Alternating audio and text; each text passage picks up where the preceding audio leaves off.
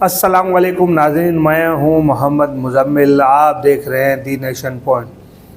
नाज़रीन, पाकिस्तान में दहशतगर्दी की लहर और कराची में सर्दी की लहर आ चुकी है।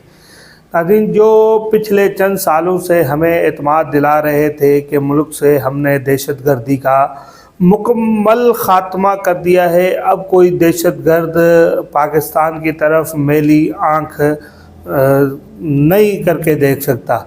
हमने उस टाइम पे तालियां बजाई, वाह वाह करी कि माशाल्लाह बड़ा बेहतरीन काम किया है, पाकिस्तान से दहशतगर्दी ख़त्म की है। अब किन मुआहदों पे ख़त्म की थी, किन शराइत पे ख़त्म की थी, टीटीपी और दूसरे गिरोह जो सरगर्म थे उनसे क्या मुज़ाकरात हुए थे, सिक्योरिटी फोर्सेस और दीगर इदारों के किस तरह मुल्क में अमन लाए थे। बहरहाल लेके अमन आए थे और ये पाकिस्तान की सिक्योरिटी फोर्सेस और इदारों की एक बहुत बड़ी कामयाबी थी।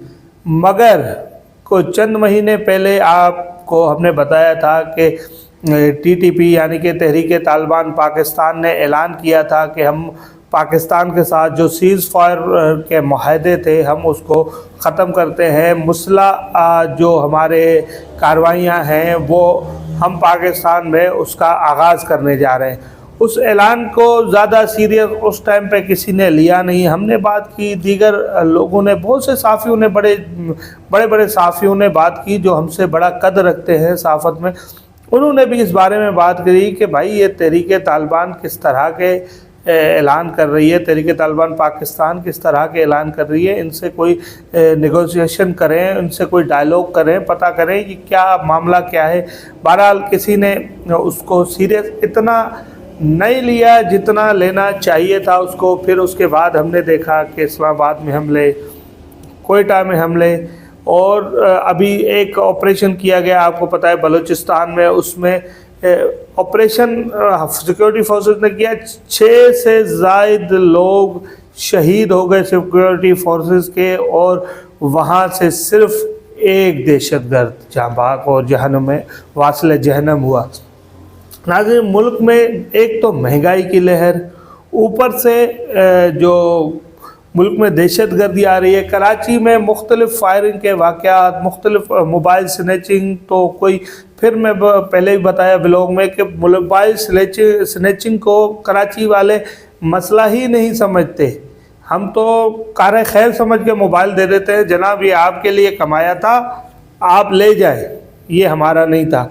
और दूसरी तरफ पाकिस्तान के शहरियों के साथ नारवा सलूक जो पाकिस्तान में अक्सर होता है।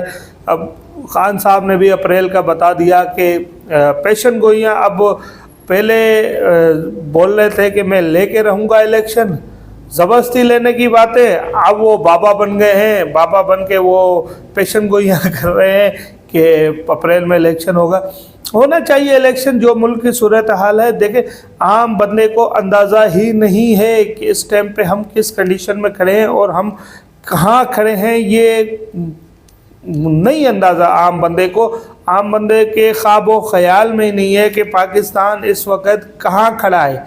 आप आटे का थैला 1200 से ऊपर हो गया, और जो नए रेट गंदम की कटाई के लिए नए रेट दिए गए थे, वो रेट जब खुलेंगे, जब कटाइयाँ होंगी गंदम की, वो रेट खुलेंगे तो फिर आप बताओ आटा कहाँ पहुँचेगा। आपको ये 10 किलो का थैला 2000 रुपये का भी नहीं मिलेगा। 25,000 रुपये सैलरी है आम आदमी की, आम वर्कर की, वो भी बेरोज़गारी है, काम तो है नहीं कराची में, एक्सपोर्ट इंडस्ट्री बंद हो रही है, मेडिसिन इंडस्ट्री बंद हो रही है, पाकिस्तान में बड़ी बड़ी इंडस्ट्रियाँ ठप हो रही हैं। तो 25,000 भी कहाँ से कमाएगा। चलो जो कमा लेगा बंदा 25,000 जो कमा लेगा, उसमें 25,000 में कैसे गुजारा करेगा। 25,000 में किराया देगा, जो 10 से 15,000 रुपये एक कमरे के मकान का किराया है। उसके बाद गैस नहीं है, 2-3 हज़ार रुपये की वो LPG भरवाएगा महीने में। उसके बाद बच्चों की फीस, फिर मेडिसन, घर में बड़े बूढ़े होते हैं, बड़े बूढ़े ना हो तो मेडिसन तो हर घर की ज़रूरत बन गई है। अब इतनी बीमारियां फैल चुकी हैं, अब इस चीज़ों से पाकिस्तान कैसे निकले। और अब क्या बोले आपको, वज़ीर ख़ारजा बिलावल भुट्टो साहब ने कल प्रेस कॉन्फ्रेंस की और बताया कि अमेरिका हमें इमदाद देगा अपने जो अफ़गानिस्तान की तरफ बॉर्डर है उसकी सिक्योरिटी को मजबूत करने के लिए। फिर हम इमदादों पे आ गए। बस अल्लाह ने हमारी इमदादों से जान छुड़ाई थी। हम थोड़ा सा फ़ख्रिया महसूस कर रहे थे कि हाँ पाकिस्तानी है। जो पाकिस्तानी ट्रेवल करते हैं पाकिस्तान से बाहर, जो आम पाकिस्तानी ट्रेवल करते हैं पाकिस्तान से बाहर, अगर आपको पाकिस्तान की सही वैल्यू देखनी है, पाकिस्तानी की सही इज़्ज़त देखनी है कि पाकिस्तानी की इज़्ज़त है कितनी दुनिया में, तो आप उनसे पूछें जो पाकिस्तान से बाहर ट्रैवल करते हैं कि हमें किस निगाह से देखा जाता है और हमारे साथ क्या सलूक किया जाता है, हमें किस दर्जे का इंसान समझा जाता है। बस इमदादों पे आ गए। जो लोग इमदादों ज़कात व खैरात के पैसे पे चलेगा, जो दूसरे की चैरिटी पे मुल्क चलेगा, उस मुल्क का क्या आलम होगा यार।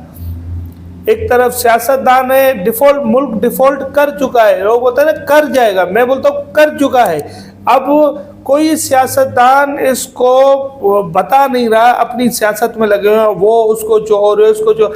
ओ भाई मुल्क डिफ़ॉल्ट कर चुका है। इत्तेहाद बनाओ, सब मिल के बैठो, बात करो, रिफॉर्म्स लाओ, जो भी लाओ। अपनी चोरियां जो तुमने कर ली हमने बख्श दी कौम ने, भाई हमें नहीं चाहिए तुम्हारा पैसा, तुम रख लो वो पैसा। आगे बताओ क्या होगा। आप जो मुल्क, जिसने घड़ी बेची हमने उसको भी बख्श दिया, जिसने अपार्टमेंट बनाए हमने उसको भी छोड़ दिया, जिसने नवाबशाह खरीद लिया हमने उसको भी छोड़ दिया, जिसने कराची में बहरिया टाउन बना दिया अपना हमने उसको भी छोड़ दिया। हमें बताओ आगे क्या है, रोड प्लान क्या है, आगे का क्या है। आगे तो मिलके बैठो। कौम ने बख्श दिया, ये मैं बता रहा हूँ, हर कौम की ये ख्वाहिश होगी कि यार पिछला हमने तुम्हें बख्श दिया, तुम खा गए, अपार्टमेंट बनाए, तुमने बहरिया टाउन बनाया, तुमने घड़ियाँ बेची, जो भी किया हमने बख्श दिया। आगे का प्लान बताओ, आगे क्या है, आगे क्या करना है। हमने तो जजीरों वालों की भी बात नहीं करते ना, जिन्होंने जजीरे खरीदे, हम तो उनकी भी बात नहीं कर रहे। आगे का रोड प्लान क्या है, आगे क्या होगा, आगे किस तरह मुल्क को ले जाएंगे और इस बहरान से किस तरह निकालेंगे यार। हम बांग्लादेश और पहले कहाँ हमारा मुकाबला, जो मुआवजाना मुकाबला होता था वो इंडिया से होता था। कहाँ 22 करोड़, कहाँ 100 करोड़ की आबादी, हम उनसे मुकाबला करते थे। आज वक्त ये आ गया हो गया है कि हम बांग्लादेश से भी पीछे हैं। हमारे 2.5 रुपये बांग्लादेश का 1 रुपया बनता है। हमारा ये हाल है, हमारा ये आलम है। हम कैसे सरवाइव करेंगे इस मुल्क में, हम कैसे चीज़ें पे, हम तराने पढ़ पढ़ के ये वतन हमारा है, हमें जान से प्यारा है, ये खुद तराने पढ़ पढ़ के अपने बच्चों को सुना सुना के थक गए हैं।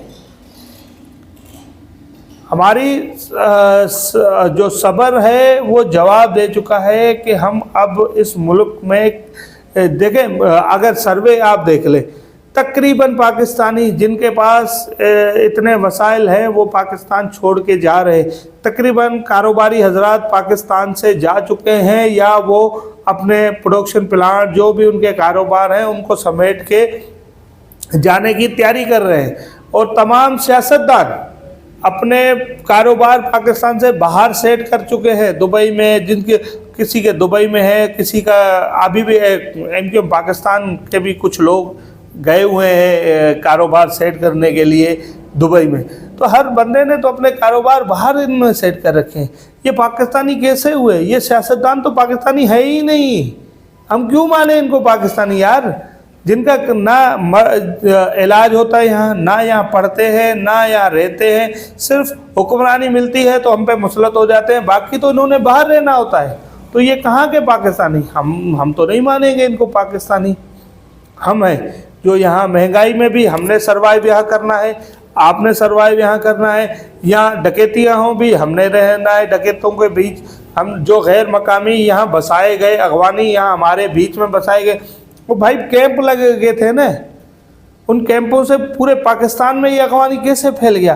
किसी ने चाय की होटल डाली, किसी ने चप्पल की दुकान डाली, पीछे चरस का कारोबार चल रहा है, उसका अफीम का कारोबार चल रहा है। ये तो कैसे यार, ये किसने इनको फैलाया? मैंने तो नहीं फैलाया, मेरे तो नहीं थे। वो इदारे क्यों खामोश रह गए? सियासतदान क्यों खामोश रह गए? इदारे क्यों खामोश रह गए इस चीज़ पे? आज पूरे मुल्क पे कब्जा करके बैठे। अब टीटीपी को अफगानिस्तान से या वजीरिस्तान से या अटक से आके कराची इस्लामाबाद में हमले करने की ज़रूरत नहीं है। यही कचरा चुनने वाले, यही चाय बेचने वाले, यही जो लोग हैं, इन्होंने हमारे अंदर बिठा रखे हैं, मुसलत कर रखे हैं।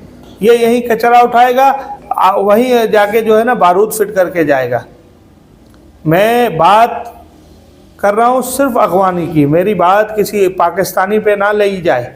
वो पाकिस्तानी खैबर पख्तूनख्वा का हो, वो पाकिस्तानी कोयटा का हो, बलूचिस्तान का हो, सिंध का हो, गिलगित बल्तिस्तान हो, वो पाकिस्तानी है।